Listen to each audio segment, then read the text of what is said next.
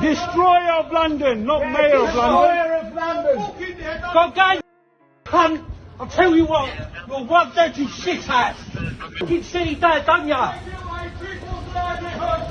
You're not the Mayor of London. You're the Destroyer of London. You're the Destroyer of London. What are you gonna do anyway? Fuck off. Watch as London's mayor walks past furious citizens without even acknowledging their existence. Sadiq Khan, labelled the Destroyer of London by these protesters, simply continues on his way, as if the shouts and confrontations around him are nothing but background noise.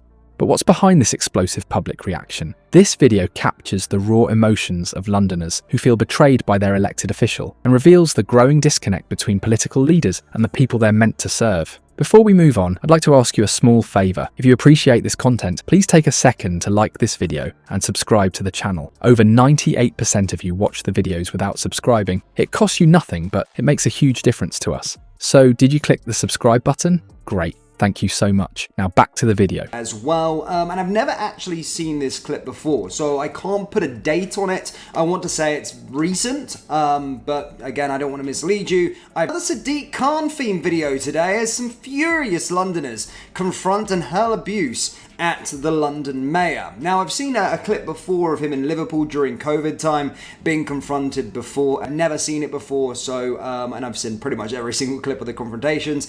So yeah, I believe this one may be recent. But yeah, let's have a little watch of it, guys. Just a warning, the language is very, very fruity. What happens when political leaders stop listening to the very people who elected them? The footage we just watched isn't merely an isolated incident of public frustration. It reveals a troubling pattern of disconnection between those in power and the citizens they represent. When Londoners labelled Sadiq Khan the Destroyer of London, they weren't simply hurling an empty insult. This accusation carries the weight of their genuine perception that Khan's policies have damaged the city they call home.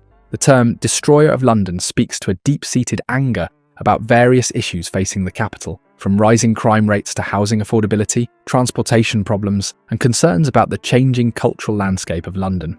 These citizens weren't just expressing mild disagreement with Khan's politics, they were communicating profound distress about the direction of their city under his leadership.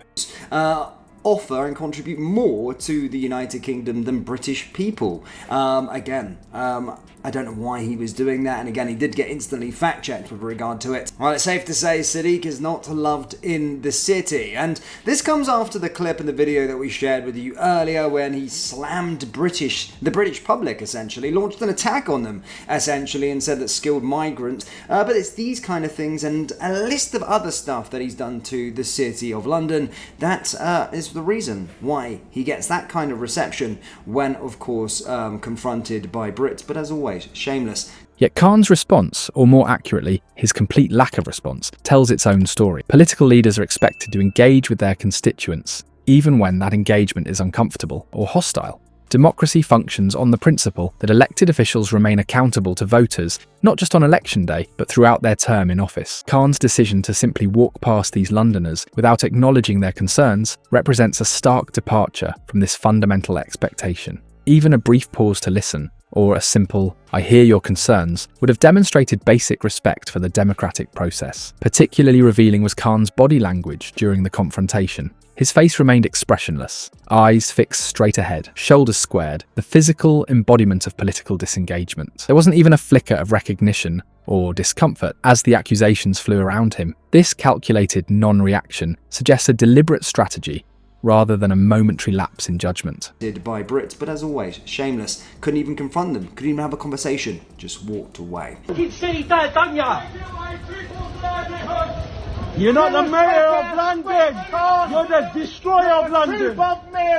You're the Destroyer of London. Khan appeared determined to create the impression that these citizens and their concerns simply didn't exist. This incident becomes even more significant when viewed in the context of Khan's controversial statement that skilled migrants contribute more to the UK than British citizens. Such remarks have understandably fueled resentment among many Londoners who feel their mayor values them less than newcomers. When elected officials make statements that seem to diminish the worth of the very people who voted them into office, they create divisions that are difficult to heal. This isn't the first time Khan has chosen this approach. At a community forum in Hackney last month, when confronted by residents about rising knife crime, Khan similarly disengaged, refusing to directly address their questions and instead pivoting to prepared talking points. During the congestion charge extension protests, he declined multiple opportunities to meet with affected business owners. A pattern has emerged. When faced with direct criticism, Khan consistently chooses disengagement over dialogue. The numbers reflect this growing dissatisfaction. Recent polling shows Khan's approval rating has dropped to 38%, with particular dissatisfaction in outer London boroughs. Social media sentiment analysis reveals a 47% increase in negative mentions of Khan over the past 6 months. These aren't just statistics, they represent real Londoners who feel increasingly alienated from their mayor. What does this pattern of behaviour indicate about modern political leadership? We've entered an era where politicians can effectively create bubbles around themselves, filtering out dissenting voices and engaging only with supportive constituents. Social media algorithms and carefully managed public appearances allow them to maintain the illusion of public engagement while actually avoiding genuine accountability. Khan's behaviour exemplifies this troubling trend. The payoff of our analysis becomes clear. Khan's non-response to these angry Londoners isn't an aberration or a momentary lapse in judgment. It represents a consistent strategy of refusing to acknowledge criticism or engage with dissatisfied constituents. This approach may provide short-term political protection, but it erodes the fundamental relationship between elected officials and the public they serve. This raises important questions about democratic representation. What responsibility do politicians have to engage with angry constituents?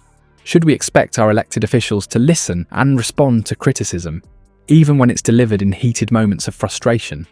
Or is selective engagement now an accepted feature of modern political leadership?